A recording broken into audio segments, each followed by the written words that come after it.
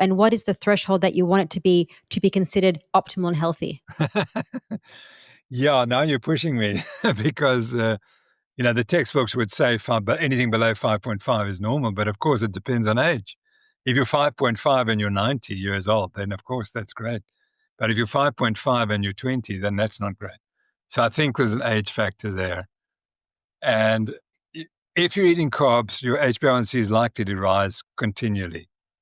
So that you have to understand that. And therefore you must decide at what age are you going to have to cut back. And once you go over 5.5, now you must start reducing. Okay, well, I am 4.8 and I'm 41 years old and I follow a zero carb diet. So that's pretty good. That's perfect. Yeah. I don't think you're going to have any trouble in your life. You'll be fine. Why is a high fat diet optimal for human health? Because as we said, that's what God created us to eat. And humans created us to eat something else. And I like to make it a religious thing now. That's going to be very controversial because when we talk about religious or evolution, people have different perspectives. So we are meant to be eating a high fat diet. Can we talk about fat adaptation and what that means? Yeah, fat adaptation is purely that you can burn fat easily, and that's kind of the metabolic flexibility.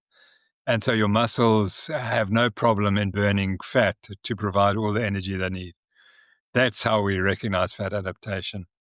And the key is it's a low insulin.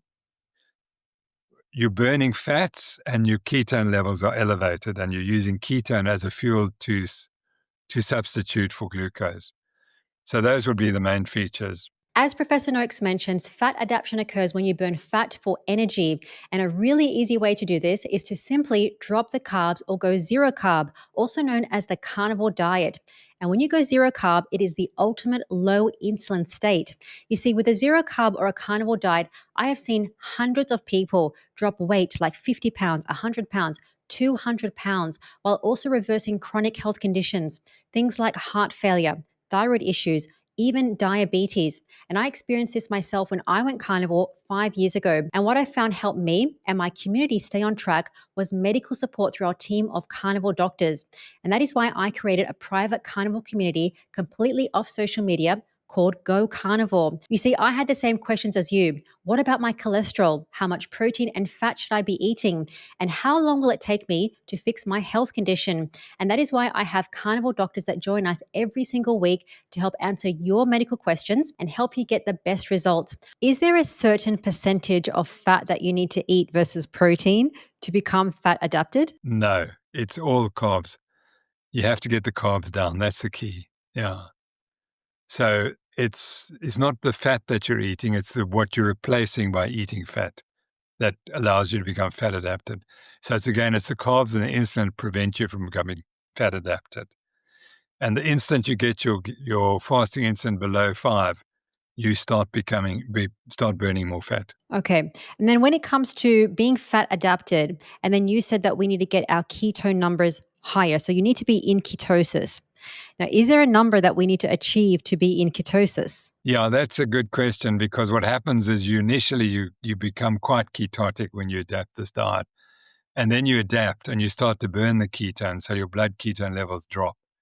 And so people get very frustrated. They say, I'm eating this low-carb diet, and my ketones are only 0.2 or 0.3. And they used to be 0.6. And that was because you weren't using them. Now you're using them as a fuel, and that brings them down. So if you're keto adapted, you could have a ketones of 0.2, 0.3. It's not evidence that it's going to be 1 or 2. That you could get to values of 1 to 2 if you go and do a lot of exercise and don't eat, and so you fast, and then you can get ketone levels of 2 or 3.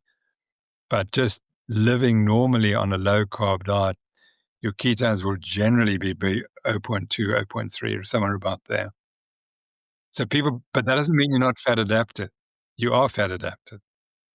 It's just that the ketones aren't as high as they were when you started.